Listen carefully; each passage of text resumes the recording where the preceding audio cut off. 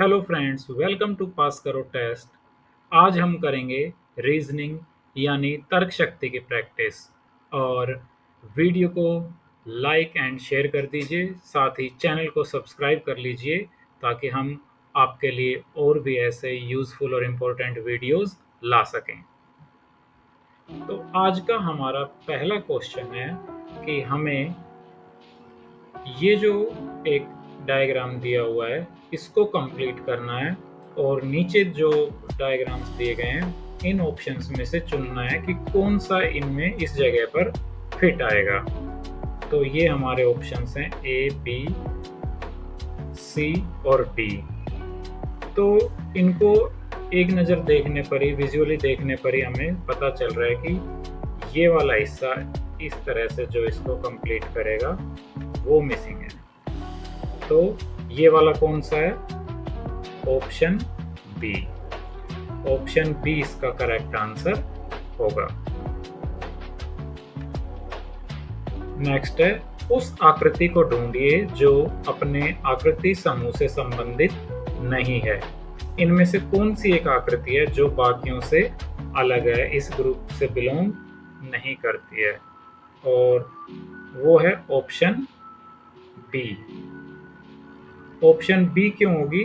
क्योंकि बाकी सारी आकृतियां, यहाँ पर आग लगने का खतरा, यहाँ पर फिसलने का खतरा और यहाँ पर खतरे का निशान ही बना हुआ है, तो ये सभी किसी न किसी तरह के खतरे को आगाह करने के लिए, खतरे से आगाह करने के लिए बनाई गई हैं, जबकि ये वाली आकृति ऐसी नहीं है। तो बी बाकियों से अलग है। नेक्स्ट है, अंकों की नीचे की श्रृंखला में छूटे हुए अंक को ढूंढिए। यानी कि इस सीरीज में कौन सा एक ये लास्ट में अंक है जो इन चारों में से यहाँ पर आएगा। तो क्या लॉजिक है यहाँ पर? 6, फिर 11, 21, 36 और 56। 6 दूनी तो होता है 12, 12 दूनी 24, 12 तिया 36। नहीं, इस तरह से तो कुछ नहीं बन रहा है। इसमें जो लॉजिक बन रहा है वो ये है कि 6 में हम प्लस कर दें 5। पहले हमने किया प्लस 5, फिर 11 में हमने प्लस कर दिया 5 से डबल 10, फिर 21 में हमने प्लस कितना किया? 36 आ जाए 15। तो यहाँ पर हमने किया प्लस 15। अब आ रहा है समझ में, 5 प्लस 10, यहाँ पर 15। अब यहाँ पर कितना किया है इसमें? 20। तो 5, 10, 15, 20, अगले में क्या जमा होगा? 25। और 56 में 25 जमा कर देंगे तो कितना आएगा? 81। ऑप्शन सी इसका राइट आंसर होगा। नेक्स्ट पर चलते हैं। Find the missing number that has same relation to 26 as 37 has to 19। यानी कि 19 का 37 से जो संबंध है वही 26 का किस अंक से है। तो हमें यहाँ पर ये रेशो पूरा करना है। तो क्या लॉजिक समझ में आता है? 19 दूनी होता है 38। ये 38 से 1 कम है, यानी कि 2 से गुणा किया, 1 घटाया। अगर इसी तरह से 26 को 2 से गुणा करते, 26 दूनी 52 और उसमें से 1 घटा दें तो 51 हो जाएगा। तो यहाँ पर हाँ ठीक है, ऑप्शन बी बिल्कुल फिट बैठता है। लॉजिक एक बार फिर से देखते हैं। 19 को 2 से गुणा किया और फिर जो उत्तर आया 19 दूनी 38 में से 1 माइनस कर दिया। इसी तरह से 26 को 2 से गुणा किया तो 52 आया 52, फिर उसमें से 1 माइनस कर दिया तो आ गया 51। तो ये ऑप्शन बी हमारा सही आंसर हो गया। चलो नेक्स्ट क्वेश्चन तो हमारा मिरर इमेज वाला है। और मिरर इमेज को आइडेंटिफाई करने के लिए एक वीडियो पास करो टेस्ट पर पहले ही आ चुका है। अगर आपने वो वीडियो नहीं देखा है तो देख लीजिए, मैं उसका लिंक डिस्क्रिप्शन में डाल दूंगा।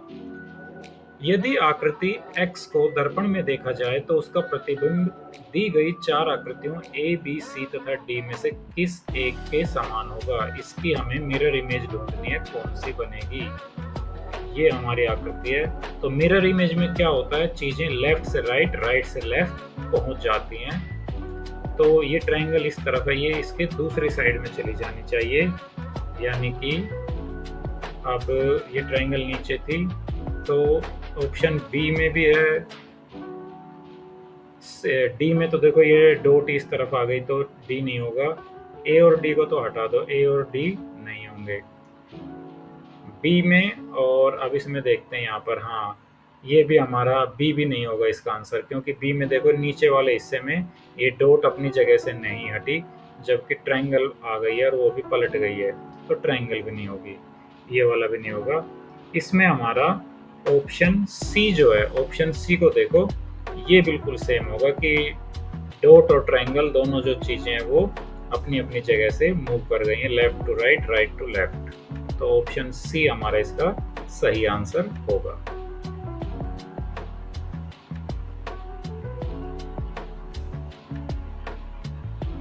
Choose the word which is the least like the other words in the group. इनमें से कौन सा शब्द है जो बाकियों से अलग है?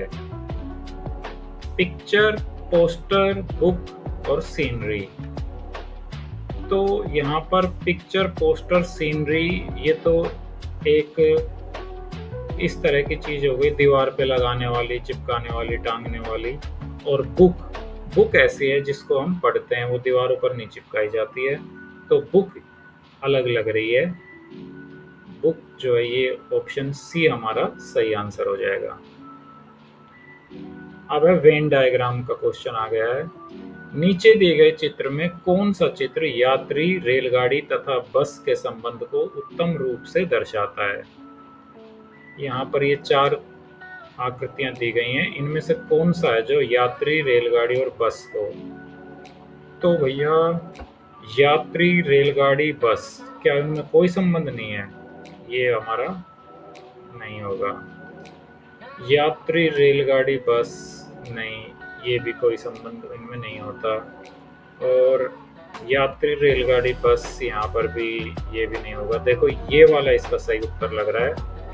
हम मान लो इस वृत्त को यहाँ पर मान लेते हैं, कोई सी भी चीज मान लो, बस मान लिया हमने, और इसको हमने मान लिया रेल, रेलगाड़ी,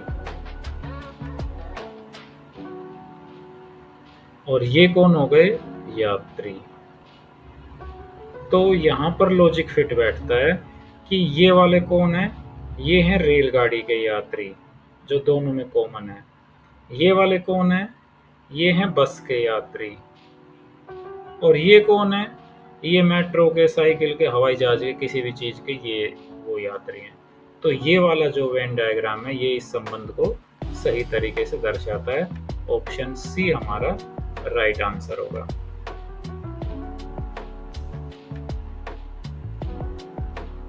if car is to petrol then television is to. Car का जो संबंध पेट्रोल से है वही संबंध टेलीविजन का डैश के साथ होगा। किसके साथ होगा? कार चलती है पेट्रोल से, तो टेलीविजन किससे चलता है?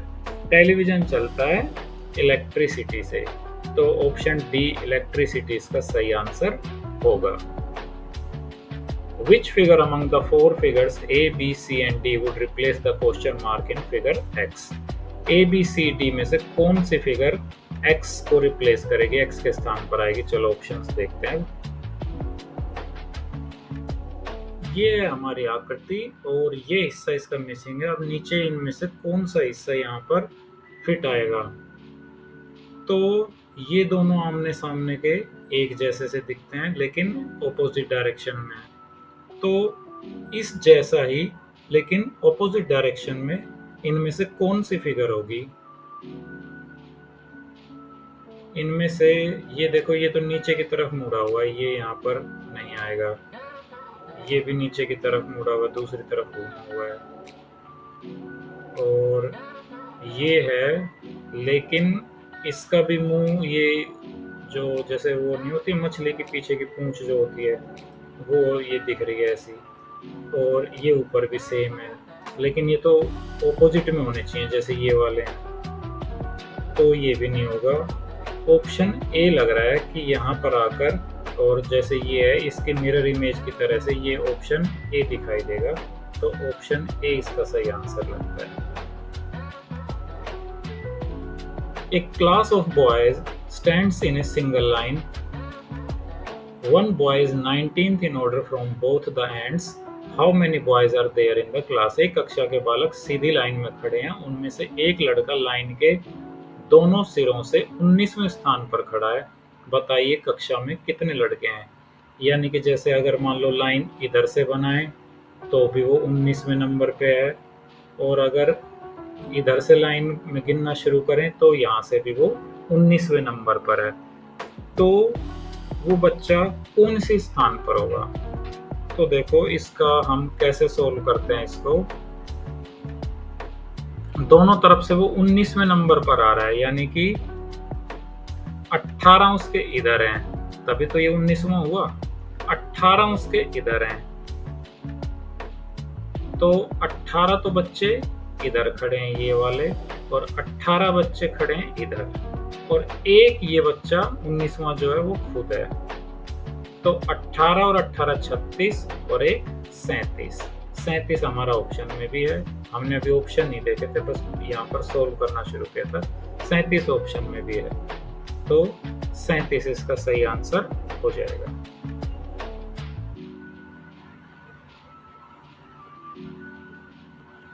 यदि पारदर्शी पेपर पर बनी एक्स आकृति को बिंदु रेखा के आधार पर मोड़ा जाए तो वह दिए गए किस विकल्प आकृति ए, बी, सी तथा डी के समान होगी?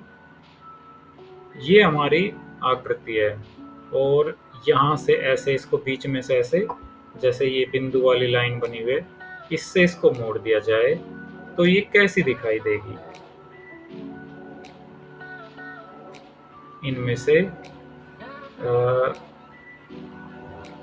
इस तरह की तो बिल्कुल नहीं दिखाई देगी, ना ही इस तरह की दिखाई देगी। ऑप्शन बी और डी में से होगी। तो यहाँ पर डी में जो है दोनों सेम लग रहे हैं, लेकिन डी में ये क्रॉस कर रहे हैं, देखो यहाँ पर एक दूसरे को, ये वाला जो हिस्सा है यहाँ पर। जबकि अगर हम इसको यहाँ पर मोड़ते हैं बीचों बीच से, तो ये पहले ही जहाँ पर क्रॉस कर रहे हैं उस जगह से मोड़ रहा है, तो यहाँ पर ऐसा क्रॉस ऐसा नहीं दिखना चाहिए, ऐसा वाला दिखेगा जैसे बी में है। तो ऑप्शन बी हमारा राइट आंसर होगा। स्कूल का जो संबंध एजुकेशन से, वही संबंध बैंक का किससे होगा? बैंक का स्कूल में हमें क्या मिलती है? शिक्षा मिलती है। बैंक से हमें क्या मिलता है? एटीएम। एटीएम तो बैंक से नहीं मिलता है, हम एटीएम को घर में थोड़ी ना लाते हैं, और जरूरी नहीं है कि हर बैंक के अंदर एटीएम हो भी। लॉकर भी नहीं होता, हर बैंक में लॉकर नहीं होता। और बी चेक, सी लोन। अब बैंक से लोन भी हर किसी को नहीं मिलता, चेक मिल जाता है, जिसका अकाउंट है उसको चेक तो मिल ही जाता है। तो ऑप्शन बी ही इसका सही आंसर। सही तो क्या मतलब, इन सब में से सबसे सही आंसर बी ही लग रहा है, ऑप्शन बी। बाकी तो बिल्कुल नहीं जच रहे हैं, इनमें से सबसे ज्यादा सही ऑप्शन बी लग रहा है। आपको क्या लगता है? 113 नंबर क्वेश्चन। दिए गए शब्द को यदि दर्पण में देखें तो दिए गए विकल्पों में से किसके समान होगा? ये है हमारा शेयर। इसको अगर हम यहाँ पर सामने इधर मिरर रख दें तो ये मिरर में इनमें से जो 4 ऑप्शन है उनमें से कौन से की तरह दिखाई देगा? तो मिरर में क्या होता है, फिर से एक बार, मिरर में चीजें लेफ्ट से राइट, राइट से लेफ्ट दिखती हैं। अब ये जो एस है ये हो जाएगा इस तरह से। मिरर को कहाँ रखना है? इधर रखते हैं मिरर को, क्योंकि इसमें सब में एस इधर दिखाया गया ना, तो हम मिरर को अपने को उठा के यहाँ रख देते हैं। चलो, अब ये एस जो है वो हमें ऐसा दिखाई देगा मिरर में। एच का कोई वो इस पे कोई फर्क नहीं पड़ेगा, ए पे भी कोई फर्क नहीं पड़ेगा। अच्छा, ये इधर से थोड़ी लाइन पतली है, इधर से मोटी है, हाँ वो हो जाएगी। बाकी ए सेम सही रहता है, इसमें डिज़ाइन बना रखा है तो इसलिए थोड़ा अलग दिख रहा है, नहीं तो ए दर्पण में सेम ही दिखता है। आर ऐसे हो जाएगा, ई ऐसे हो जाएगा, राइटिंग पे मत जाना, ये देखो कि सही बना है कि नहीं। SHARE ऑप्शन ए जो है वही ऐसा लग रहा है। यहाँ पर तो आर सीधा का सीधा बना हुआ है, ये आर ऐसा तो नहीं होगा। और यहाँ पर SHASE देखो आर का एस बन गया। मिरर ऐसा कर देता है क्या, आर को एस बना देगा मिरर। और ये SAHRE, अच्छा शेर की स्पेलिंग ही बना देगा, शहरे बना देगा उसको, एच इसकी जगह उठ के यहाँ आ जाएगा। नहीं, ये तो हम ना भी बनाते इमेज इनमें से देख लेते कि यहाँ तो पता नहीं स्पेलिंग ही बदल दी है मिरर ने। ऐसा कौन सा मिरर आ गया इनके पास। ऑप्शन ए इसका सही आंसर है। नेक्स्ट क्वेश्चन फिर से मिरर वाला। भाई मिरर वाला वीडियो देख लेना सब, लिंक डाल रहा हूं मैं। नीचे दिए गए संख्या श्रृंखला को यदि पानी में देखा जाए, ओके पानी, हाँ ठीक है, वाटर इमेज का भी वीडियो बना हुआ है, पहले ही पास करो टेस्ट पर आ चुका है वाटर इमेज का भी वीडियो। नीचे दिए गए संख्या श्रृंखला को यदि पानी में देखा जाए तो उसका प्रतिबिंब दिए गए विकल्पों में से किसके समान दिखाई देगा। अब पानी में जो इमेज बनती है वो कैसे बनती है, उसमें चीजें up to down, down to up, यानी कि जो ऊपर का हिस्सा नीचे, नीचे का हिस्सा ऊपर, इस तरह से दिखता है। तो अब यहाँ पर देखो ये H है, तो यहीं पर इसी के नीचे H बनेगा। अब H किस में है, B और D में है। फिर H के बाद R, यहाँ पर R जो बनेगा वो ऐसे बनेगा। इसको हम पलट दें इस तरह से, तो यहीं पर ही हमें पता चल गया कि जो ऑप्शन डी है ना, ऑप्शन डी में इस तरह से बना हुआ है आर, तो ऑप्शन डी इसका सही आंसर होगा। यहाँ पर जो आर है ना वो पलट गया लेफ्ट टू राइट, ऐसा मिरर में तो होता है, वाटर में नहीं होता है, तो ऑप्शन डी इसका आंसर नहीं हो सकता। और ये दोनों तो होंगे ही नहीं, क्योंकि ये तो लेफ्ट टू राइट घूम गए हैं पूरा पूरा। ऑप्शन डी इसका सही आंसर होगा। वाटर इमेज और ये मिरर इमेज, इन दोनों के वीडियो आप जरूर देख लीजिएगा। उस शब्द को चुनिए जो दूसरे शब्दों के समूह से मेल नहीं खाता है। कौन सा शब्द है इनमें से जो बाकियों से अलग है। अर्थ, सन, मरकरी, जुपिटर। क्या संबंध है इसमें, इसमें ये संबंध है कि अर्थ, मरकरी और जुपिटर, यानी कि ये तीनों तो हैं, ये पृथ्वी हमारी, और ये बृहस्पति ग्रह है, और मरकरी क्या होती है, बुध ग्रह है। तो ये तीनों तो ग्रह हैं, और सन जो है वो एक तारा है, तो सन बाकियों से अलग है, ये इसका सही आंसर होगा। दिए गए विकल्पों ए, बी, सी तथा डी में कौन सी आकृति एक्स पर प्रश्नवाचक चिन्ह के स्थान पर आएगी। तो ये तो विजुअली देख के पता चल जाता है कि इसको पूरा करने के लिए इस चक्र को ये वाली आकृति ऑप्शन सी जो है वो सही यहाँ पर फिट आएगी। 117 नंबर में है, यदि सारी दिशाओं को घड़ी की दिशा में 90 डिग्री दशा में 90 डिग्री के कोण से घुमा दिया जाए, जैसे कि उत्तर को पश्चिम, पूर्व को उत्तर बना दिया जाए, तो उत्तरी पश्चिम दिशा की जगह कौन सी दिशा आएगी।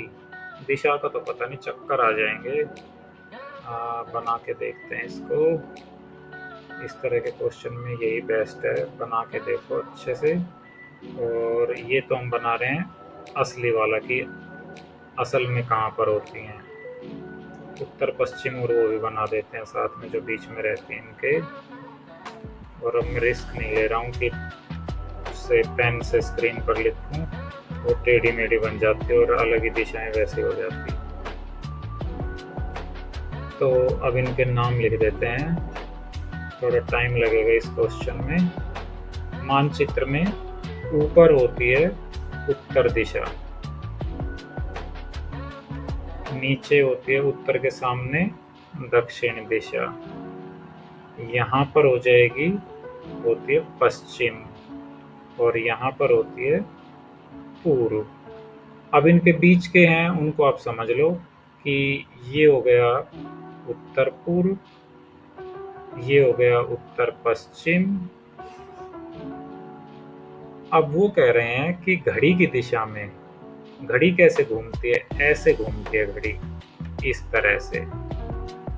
ठीक है, तो घड़ी की दिशा में 90 डिग्री पे, यानी कि ये जो उत्तर है ये कहाँ पर आ जाएगा, पूर्व में। पूर्व कहाँ चला जाएगा, दक्षिण में। दक्षिण कहाँ चला जाएगा, पश्चिम में। पश्चिम कहाँ चला जाएगा, उत्तर में। तो उत्तरी पश्चिम दिशा की जगह कौन सी दिशा आएगी, उत्तर पश्चिम ये है ना, ये वाली है उत्तर पश्चिम। तो ऐसे घड़ी की दिशा में जब हम घूमेंगे तो ये वाली जो चीज है 90 डिग्री पे घूम के ये आ जाएगी। ये क्या है, ये है हमारी दक्षिण पश्चिम। ये हमारी दक्षिण पश्चिम है, ये साउथ वेस्ट। तो यहाँ पर साउथ वेस्ट आ जाएगी। अभी हमने ऑप्शंस नहीं देखे, लेकिन हमने आंसर निकाल लिया कि साउथ वेस्ट यानी कि दक्षिण पश्चिम इसका आंसर होना चाहिए। चलो अब ऑप्शंस देखते हैं। अब ये हैं ऑप्शंस, और ऑप्शंस में सबसे पहले ही ऑप्शन ए साउथ वेस्ट आ गया। हमने साउथ वेस्ट ही निकाला था ना, दक्षिण पश्चिम, तो दक्षिण पश्चिम ही है और यही इसका आंसर होगा। देखो बिना ऑप्शंस देखे ही हमने उत्तर निकाल लिया।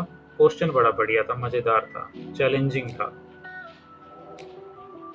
दिए गए विकल्पों में से कौन से विकल्प से दिया गया शब्द बन सकता है, इंफ्रास्ट्रक्चर। इंफ्रास्ट्रक्चर का मतलब होता है कि आधारभूत संरचना, और इंफ्रास्ट्रक्चर से ही सब कुछ बनता है। तो सब कुछ तो बनता है, लेकिन कौन सा शब्द बनता है। अच्छा, यहाँ पर तो 3 शब्द ऐसे हैं जो इससे नहीं बनते हैं। और यहाँ पर रप्चर, रप्चर में यू यू 2 बार है, यहाँ पर यू 2 बार है। पी, इंफ्रास्ट्रक्चर में पी कहाँ है, पी तो नहीं है, इसमें पी है तो ये नहीं बनेगा जी। स्कल्पचर, एल, इसमें एल है, एल यहाँ पर कहाँ है, ये भी नहीं बनेगा। फ्रैक्चर, फ्रैक्चर में FRACTUREC भी है। इंफ्रास्ट्रक्चर में ए भी है, सी भी है, आर भी है, एफ भी है। TURE, फ्रैक्चर भी बन जाएगा। हाँ, फ्रैक्चर ही बनेगा, वल्चर नहीं बनेगा। वल्चर, इसमें वी कहाँ है, वी तो नहीं है यहाँ पर, तो ये भी नहीं बनेगा, फ्रैक्चर बन जाएगा। इंफ्रास्ट्रक्चर से बनाना ही था तो कुछ और बनाते, फ्रैक्चर क्यों बनाया। फ्रैक्चर का मतलब कि कोई हड्डी टूट गई, उसमें फ्रैक्चर आ गया, दरार आ गई। यदि आकृति X को दर्पण में देखा जाए तो उसका प्रतिबिंब दी गई 4 आकृतियों ABCD 4 विकल्पों में से किसके समान होगा। लो जी, आज तो दर्पण ही दर्पण देखते जा रहे हैं सुबह से। ये है, और इसको हमने मिरर में देखा, दर्पण में देखा। अब इसको जब हम दर्पण में देखेंगे तो इनमें से कौन सी आकृति हमें यहाँ पर दिखाई देगी। देखो फिर से वही, मिरर में जो चीजें हैं वो घूम जाती हैं लेफ्ट टू राइट। ये अब इधर था ना, राइट की तरफ पॉइंट करा तो ये लेफ्ट की तरफ पॉइंट करने लगेगा इस तरह से। और ये जो नीचे है ये अब घूम जाएगा इस तरफ। अब हम यहाँ पर ढूंढ लेते हैं कि कौन सा है जिसमें ये इस तरह से घूमे हुए हैं। एक तो है ऑप्शन बी, एक है ऑप्शन डी। ए नहीं होगा, सी भी नहीं होगा, ए भी नहीं होगा, ये बच गए बी और डी। अब बी और डी में से ये वाला हिस्सा जो है, बी में तो यहीं की यहीं रखा हुआ है। जब ये घूम रहा है तो इसको भी घूमना चाहिए था, ऊपर के तीर। डी में घूम रहा है तो डी इसका सही आंसर होगा। डी में पूरी पूरी आकृति लेफ्ट टू राइट घूम रही है, तो डी इसका राइट आंसर होगा।